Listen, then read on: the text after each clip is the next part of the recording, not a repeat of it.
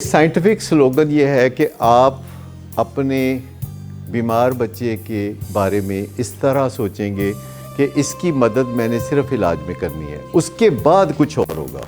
यानी आप अपने बीमार बच्चे के बारे में यूँ सोचते हैं कि इसकी मदद मैंने लॉलीपॉप भी नहीं एक लेके देनी, मैंने इसको एक कुल्फ़ी भी नहीं खिलानी, मैंने इसको इलाज में से गुजार के सेहतमंदी की तरफ ले जाना है। एक माँ बाप की ये सोच साइंटिफिक स्लोगन के मुताबिक होगी।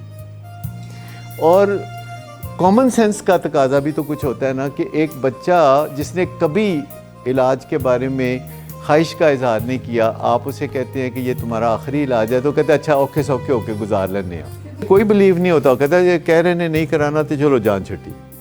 लेकिन अगर आप ये कहते हैं कि देख लो, मैं जब तक तुम सेहतमंद नहीं होगे मैं तुम्हारी सेहत के लिए हर किस्म की कोशिशें करती रहूँगी, और वो कोशिशें 4 किस्म की होती हैं जिन्हें हम कहते हैं दामे दरमे कदमे सुखने। क्या मतलब इसका?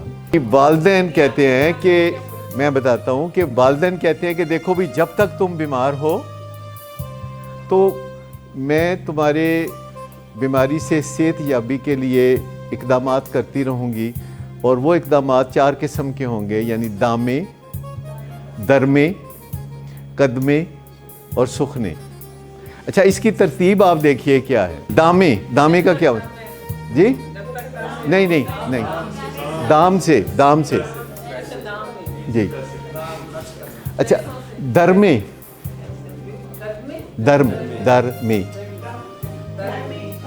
इंटरवेंशन के साथ, यानी दखल अंदाजी के साथ, मदाखलत के साथ। कदमे का क्या मतलब है? कदम उठा के। और सुखने का क्या मतलब है? सुखन क्या होता है? सुखन बातचीत से, ठीक। तो दामे दरमे कदमे सुखने, वालिदैन जो है अपने बच्चे की ज़िंदगी बचाने की कोशिश करते हैं। इस दौरान अगर हम ये सोचें कि इसको एक मर्सिडीज़ ले दी जाए, बहुत ज़बरदस्त महंगी 3 करोड़ की मर्सिडीज़ ले दी जाए, और उससे वादा ले लिया जाए कि मर्सिडीज़ के बाद वो नशा नहीं करेगा, ये जिन्होंने किया हुआ है वो मुझे बता दें। मैं आपको बताऊं कि जो रिवॉर्ड होता है, जो पनिशमेंट होती है, किसी एक्ट के बाद होती है। ना रिवॉर्ड एडवांस में होता है, ना पनिशमेंट एडवांस में होती है। पिछली दफ़ा जब आप गए अधूरे इलाज के बाद, तो आपके ऊपर क्या क्या मेहरबानियाँ की गई इस उम्मीद के साथ कि आप नशा नहीं करेंगे, लाइफ को एंजॉय करेंगे। 1 बाय 1। एक तो आपकी ख्वाहिश पे जल्दी छुट्टी करा दी, फिर उसके बाद गाड़ी लेके दी, पैसे दिए, कारोबार कराया।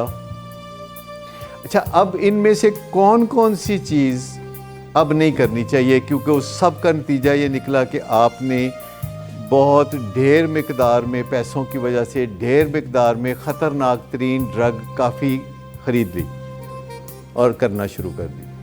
तो कौन कौन सा काम अब नहीं करना चाहिए? सारे कौन से काम मुझे बता दें, कौन कौन से काम है जो नहीं करने चाहिए? अधूरे इलाज में नहीं जाना चाहिए, फिर पैसे नहीं देने चाहिए, और गाड़ी नहीं देनी चाहिए, और कारोबार नहीं कराना चाहिए। क्या करना चाहिए? पिछली दफ़ा उन्होंने आपकी शादी नहीं की, इस दफ़ा शादी कर दें, शादी भी ना करें, और क्या क्या ना करें। बाकी भी बहुत कुछ है कि फौरी कारोबार ना करा के दें, फौरी शादी ना करें, इनको एजुकेशन में रखें, इनको मुतल्लका एजुकेशन में रखें, यानी ये जो फॉलो अप एजुकेशन है इसके अंदर रखें, और इनको स्टैंड्स पे अमल कराएं। बिल्कुल अच्छी बात है, स्टैंड्स पे अमल कराएं कि ये सही इलाज मुकम्मल करें और फिर सही फॉलो अप में रहें। ऐसा फैमिली किस सूरत में करवा सकती है? जब वो असर्टिव हो। असर्टिव से क्या मुराद है आपकी? देखिए, वो मैं बता देता हूँ कि पहले 100 दिन अंदर होते हैं, जैसे कि अभी चल रहे हैं, इनको हम कहते हैं इन विट्रो, यानी लेबॉर्ट्री सेटिंग में, लेबॉर्ट्री में। फिर 100 दिन बाहर होते हैं, बिल्कुल ऐसे ही, लेकिन बाहर, जैसे कि ये बच्चे जो हैं इधर बैठे हुए हैं, जो ये घर से आते हैं, क्योंकि इनका इंडोर मुकम्मल हो गया तो ये बाहर के 100 दिन पूरे कर रहे हैं। फिर ये जो बाहर के 100 दिन पूरे करेंगे तो फिर इनको हम कहेंगे अच्छा आप हफ्ते में अब 3 दिन आ जाया करें, या बाज़ को कहेंगे कि नहीं अभी आप रोज़ आएँ। वो बाहर जो 100 दिन हैं वो बहुत इम्पॉर्टेंट 100 दिन है, अंदर के 100 दिनों से भी ज़्यादा इम्पॉर्टेंट 100 दिन है, क्योंकि उसमें मरीज़ अपनी मर्ज़ी से इधर आता हुआ नज़र आता है, आता हुआ और जाता हुआ नज़र आता है, तो वो सोने जैसे दिन हैं। लेकिन आहिस्ता आहिस्ता वो जो तबीयत में ख़राबियाँ होती हैं वो ठीक होनी शुरू हो जाती हैं, जो घर वालों के साथ बुरा सलूक है वो ठीक होना शुरू हो जाता है, मेंटल हेल्थ बेहतर होनी शुरू होती है। और 100 दिन अंदर और 100 दिन बाहर, ये है बुनियादी इलाज। बाकी का इलाज जो आगे चलता है वो 4% लोगों का चलता है। 96% लोग इसमें अपने मसाइल पे काबू पा लेते हैं, लेकिन एक 4% है जो फिर आगे चलता रहता है। ये वो केसेस होते हैं जो डुअल डायग्नोसिस के होते हैं, जिसमें कोई बाइपोलर डिसऑर्डर साथ होता है या मेंटली मुतासर कर चुकी होती है एडिक्शन की बीमारी, दिमाग को मेंटल हेल्थ ख़राब हो चुकी होती है, क्योंकि अब बड़ी बड़ी जालिम ड्रग्स मार्केट में आ गई हैं जो कि पहले मौजूद नहीं थी। आज शाम मेरा प्रोग्राम है एक रात 10 बजे स्मा चैनल पे, जिसमें है कि टॉपिक है द न्यूअर डेवस्टेटिंग ड्रग्स। आप देख लीजिए कि अभी जड़ से एटम बम ख़त्म नहीं हुए, ये जड़ से कोरोना पता नहीं कहाँ से बीच में आ गया है। ये भी कोई इंसानों की, देखिए आसान सा तरीका है कि अगर वालिदैन अपने 4 साल के बच्चे पे तवज्जो देनी शुरू कर दें, जो कि वो देते हैं पहले भी, लेकिन ये ड्रग्स के हवाले से तवज्जो देनी शुरू कर दें, तो 11 साल की उम्र तक वो अपने बच्चों को ड्रग्स से महफूज बना सकते हैं सारी उम्र के लिए, वैक्सीनेट कर सकते हैं आप उनको। असल में वालिदैन का काम है। मैं आपको बताऊं कि जिन्ना जम्मिया है ना, तुसी कहते हो ना अपने वालिदैन जम्मिया नहीं सजे, हर एक ने कहा है ना, आप में से किसी को बच्चे ने ये ना कभी कहा हो कि जम्मिया नहीं सजे फिर पैसे कटो। लेकिन मेहरबानी असल ये है कि आप अपने बच्चे को बचा के ले जाएं, आप अपने बच्चे को एडिक्शन की बीमारी में से साफ सुथरा निकाल लें। और मैं आपको बताऊं कि ये वो कामयाबी है जिस दिन आपने हासिल कर ली तो आपको पता चलेगा कि ज़िंदगी की सबसे बड़ी कामयाबी यही थी, यही था। वरना आपने माशाल्लाह कारोबारों में कामयाबियां हासिल की, अपनी ज़िंदगी में पेशे में अपने कामयाबियां हासिल की।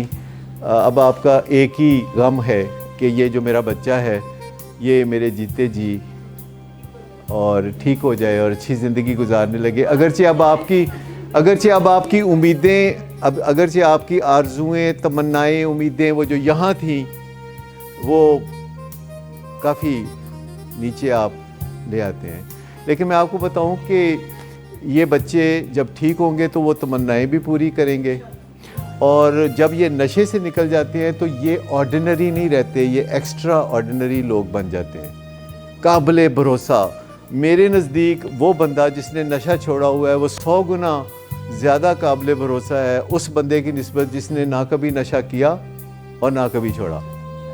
और मेरे नज़दीक वो फैमिली जो हीलिंग में है, जो एडिक्शन में आई और लुथड़ गई और दलदल में फंसी रही और हीलिंग में चली गई, मेरे नज़दीक वो फैमिली मुझे सबसे प्यारी है, अपने रिश्तेदारों से भी प्यारी है, अपने दोस्त अहबाब से भी प्यारी है, कि जिस फैमिली ने एडिक्शन में से गुजर के हीलिंग पा ली, नफ्से मुतमईन पा लिया।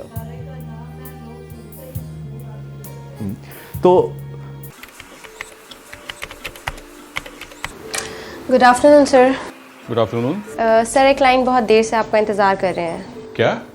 तुम्हें किसने कहा था अपॉइंटमेंट देने को? सर कल शाम आप ही नहीं तो कहा था। झूठ बोलती हो तुम। मैंने तुम्हें कब कहा था? तुम सब झूठ बोलते हो मुझसे। शराब नोशी की वजह किरदार की खराबी नहीं, मूड की खराबी है। शराब नोशी कभी भी नशे की बीमारी में बदल सकती है। नशे की बीमारी हर स्टेज पर काबिल इलाज है। मदद हासिल कीजिए, क्योंकि वो ऐसा नहीं करेगा। विलिंग वेज से मदद हासिल कीजिए, कहीं से भी मदद हासिल कीजिए, लेकिन फौरी मदद हासिल कीजिए। जिस मुआवजे के इंतजार में आपने बहुत देर कर दी, अब वो दस्तक दे रहा है। मदद हासिल कीजिए, मदद हासिल कीजिए, मदद हासिल कीजिए।